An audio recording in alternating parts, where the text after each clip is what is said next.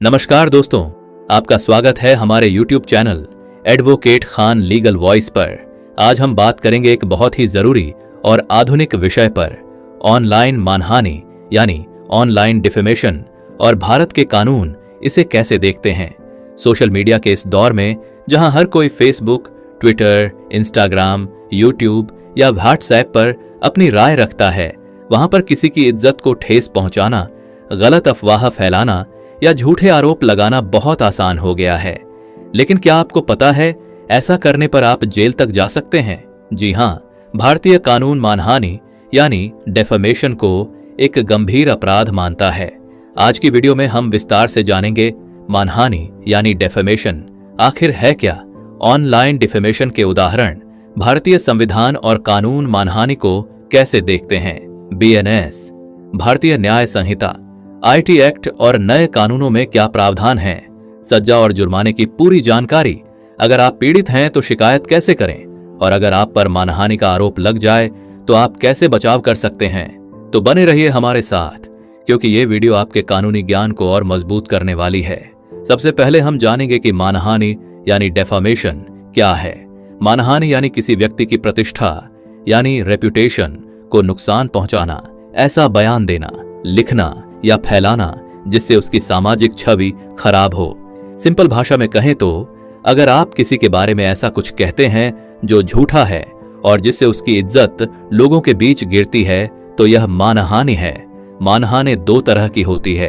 एक, लाइबल, लिखित रूप में की गई मानहानि को लाइबल मानहानि कहा जाता है, जैसे अखबार में झूठी खबर छपवाना, सोशल मीडिया पोस्ट लिखना। दो, स्लैंडर, बोलकर की गई मानहानि को स्लैंडर कहा जाता है, जैसे किसी सभा में झूठा आरोप लगाना, इंटरव्यू में किसी की बदनामी करना। आजकल social media, WhatsApp message, tweet, Facebook post, YouTube video, ये सब लिखित लाइबल की श्रेणी में आते हैं। अब जान लेते हैं ऑनलाइन मानहानि यानी ऑनलाइन डेफेमेशन क्या है। ऑनलाइन मानहानि यानी इंटरनेट पर किसी की बदनामी करना ऑनलाइन मानहानि कहलाता है। मिसाल के तौर पर किसी पब्लिक पोस्ट में किसी पर झूठे आरोप लगाना, व्हाट्सएप ग्रुप में किसी को गाली देना और गलत जानकारी फैलाना, किसी की एडिट की हुई फोटो वीडियो डालकर मजाक उड़ाना, यूट्यूब पर किसी के खिलाफ गलत बातें बोलना, फेक न्यूज या अफवाह फैलाना। भारत में आजकल ज्यादातर डेफेमेशन के केस ऑनलाइन प्लेटफॉर्म से जुड़े होते हैं। आइए अब जानते हैं संविधान और मानहानि के बारे में। भारतीय संविधान हर नागरिक को आर्टिकल 19A के तहत freedom of speech and expression यानी बोलने और लिखने की स्वतंत्रता देता है, लेकिन यह स्वतंत्रता एब्सोल्यूट यानी पूर्ण नहीं है। आर्टिकल 19(2) कहता है कि इस स्वतंत्रता पर यथोचित प्रतिबंध, रीजनेबल रिस्ट्रिक्शंस लगाए जा सकते हैं, और डिफेमेशन इन्हीं प्रतिबंधों में से एक है। मतलब आपको बोलने की आजादी है, लेकिन आप किसी की झूठी बदनामी नहीं कर सकते। अब जान लेते हैं भारतीय न्याय संहिता बीएनएस में मानहानि कानून के बारे में। भारतीय न्याय संहिता यानी बीएनएस की धारा 356 मानहानि से जुड़ी है। धारा 356 बीएनएस, अगर कोई व्यक्ति बोले, लिखे, इशारे से या तस्वीर के जरिए किसी की इज्जत को नुकसान पहुंचाता है तो यह मानहानि कहलाएगी। धारा 356 बीएनएस में सजा का प्रावधान, इसमें 2 साल तक की कैद, जुर्माना या दोनों हो सकते हैं। धारा 353 बीएनएस, अफवाह फैलाने पर कार्यवाही की जा सकती है। अब जान लेते हैं आईटी एक्ट और ऑनलाइन डेफेमेशन के बारे में। इंफॉर्मेशन टेक्नोलॉजी एक्ट 2000 भी ऑनलाइन अपराधों को कवर करता है। सेक्शन 66A, जो कि पहले था, अब हट चुका है। इसका इस्तेमाल ऑनलाइन मानहानि के लिए होता था, लेकिन 2015 में सुप्रीम कोर्ट ने इसे हटा दिया। अब ज्यादातर मामलों में बीएनएस धारा 356 और आईटी एक्ट की अन्य धाराएं जैसे 67, obscenity, 66D, cheating bye impersonation लगाई जाती हैं। मतलब अगर आपने किसी को ऑनलाइन बदनाम किया है तो आपके खिलाफ बीएनएस और आईटी एक्ट दोनों के तहत केस दर्ज हो सकता है।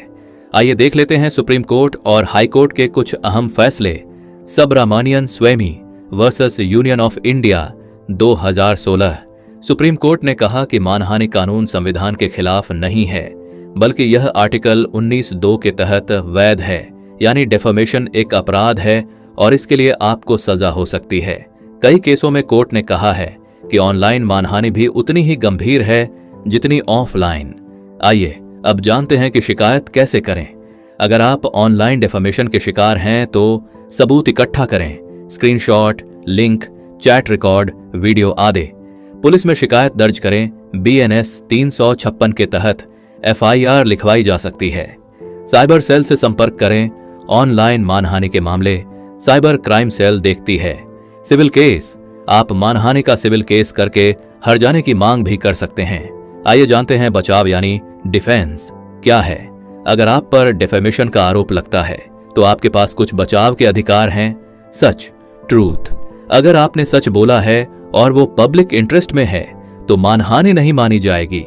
अच्छे इरादे से कही गई बात, गुड फेथ, राय देना, ओपिनियन, कोई ऑनेस्ट ओपिनियन हो तो वो डेफेमेशन नहीं होगी। ऑनलाइन मानहानि से बचने के टिप्स, बिना सबूत के किसी पर आरोप ना लगाएं। सोशल मीडिया पर गाली गलौज से बचें। फेक न्यूज शेयर करने से पहले वेरीफाई करें। दूसरों की निजी जिंदगी का सम्मान करें। दोस्तों, आज हमने जाना कि ऑनलाइन डिफेमेशन कितना गंभीर अपराध है। आज के डिजिटल दौर में शब्दों की ताकत तलवार से भी ज्यादा है, इसलिए सोशल मीडिया पर सोच समझकर ही कुछ लिखें या बोलें। अगर आपको ये जानकारी अच्छी लगी तो वीडियो को लाइक करें, शेयर करें और हमारे चैनल को सब्सक्राइब करना ना भूलें।